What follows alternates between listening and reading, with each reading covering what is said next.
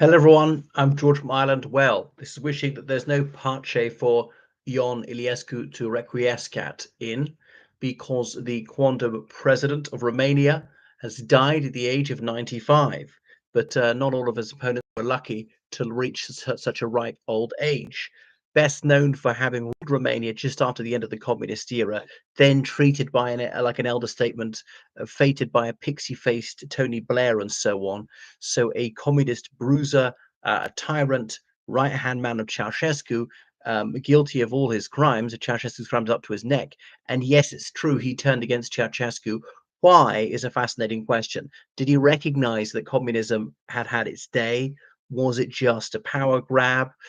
There was some liberalization under him, but of course, it could scarcely get more oppressive. It was like more or less the North Korea of Europe, and so on. So, and then he lived in considerable luxury. But you know, the Securitate thugs who terrorized the country for 40 years under communism, they retained their power. Almost none of them prosecuted in the 90s. And okay, there wasn't state terror in the 90s as much. You know, peaceful demonstrators were murdered upon his orders, but right, it was a much smaller scale. The government felt the need to distance itself from that in the Mineriadi in the early 90s, whereas they were completely open about it up until that point, and so on. So it's a disgrace that he never had his collar felt. So um, Ion Iliescu, he was born in Oltenica, a small city on the Danube. So, in a working class family, his father was a railwayman or a cheferist, as they say. Now, Ion Iliescu claimed that one grandfather was a Russian Jew who shifted to Romania in the late 19th century to avoid Tsarist oppression. He was so Ion Iliescu was a Bulgarian gypsy on his mother's side. So, of course, maybe only one quarter ethnically Romanian. I mean, not that that matters. He still is Romanian, known to be mistreated for ethnicity at all. So, grew up in poverty. Bear in mind, in the 1930s, Romania is one of the poorest countries in Europe. Anyway, so then his aunt who brought him up worked for Anna Pauker, a Hungarian Jewess, okay, part of Romania in those days, who became probably the most powerful female politician in the world in the 1950s, was Romania's foreign minister and was considered to become president in the 1960s, but they decided not to for various reasons, partly anti-Semitic reasons. So anyway, yes, Ion Iliescu was a very bright boy. Bearing in mind, by the time he was a teenager in Romania in the 1940s, there was still considerable illiteracy. Anyway, so studying at the Polytechnica in Bucharest, one of the best tertiary education institutes there. I know in the United Kingdom, Polytechnic was considered less estimable than university till the 90s, don't exist anymore. But in France, and therefore Romania really copied France after the 1850s, was higher in prestige. Anyway, he mastered Russian. He went to Moscow. Remember, this is just after the Second World War, where communism was being established in Romania, and it was though the Soviet Union was the colonial metropolitan for Romania. So he went there, and the rumor goes around that he met Mikhail Gorbachev, but there's no evidence that's true. So yeah, so then he got married. He and his wife were unable to have children, and then he rose through what's it called, the Communist Youth Movement. Yeah, is it the Young Pioneers and so on? He's in the Communist Party of Romania. Was he simply an opportunist? I mean, there's a measure of that at least, but he was exposed to socialist ideas as a child, so there may have been some genuine belief. And okay, the Antonescu dictatorship was horrible. There was a lot of inequality. There was abject penury for most people. So for some people, thought communism promised to get rid of all this.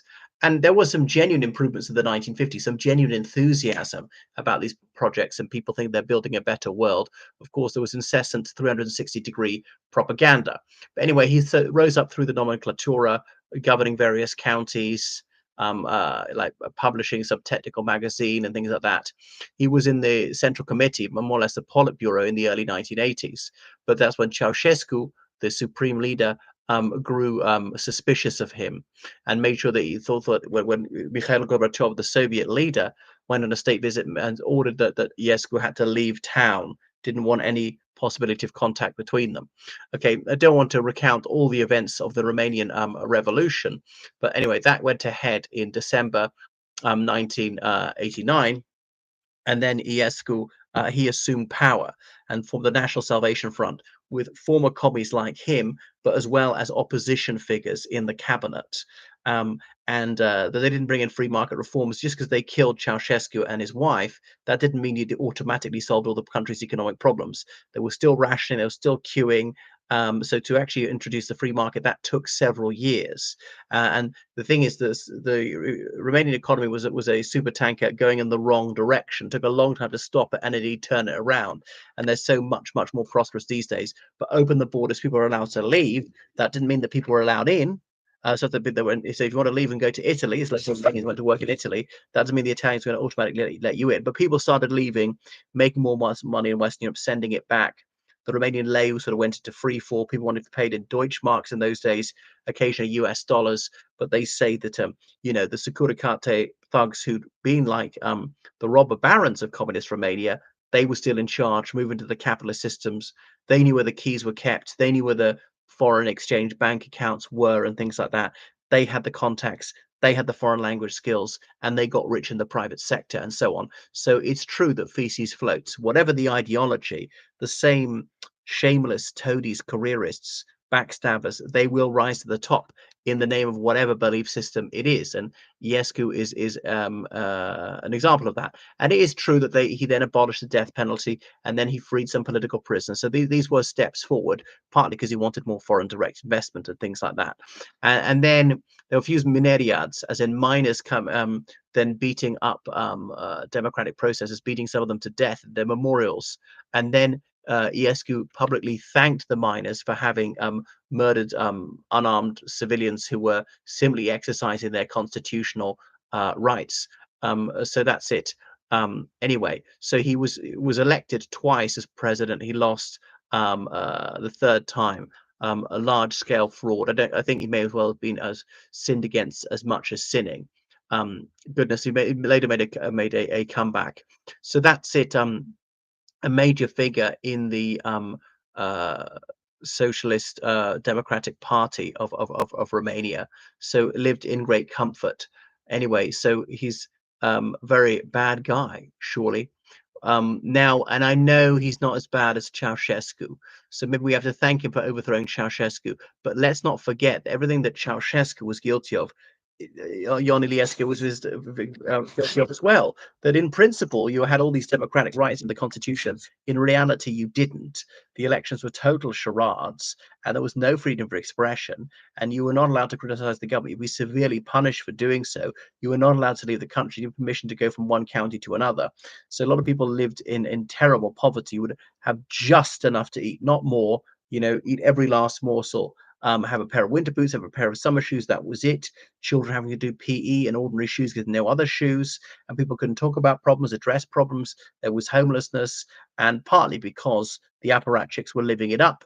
Now, if it was a capitalist system, they might say that's bad, but at least capitalism accepts there's some inequality. There's a possibility to get rich. In communism, there wasn't. It's supposed to be about anti-poverty. So the abolition of pauperism and equality, and that was a total lie. And he benefited from the exploitation of the poor. All right. Thank you for watching my channel. Make sure you subscribe on Patreon today, PayPal, GeorgeCallan790gmail.com. Goodbye.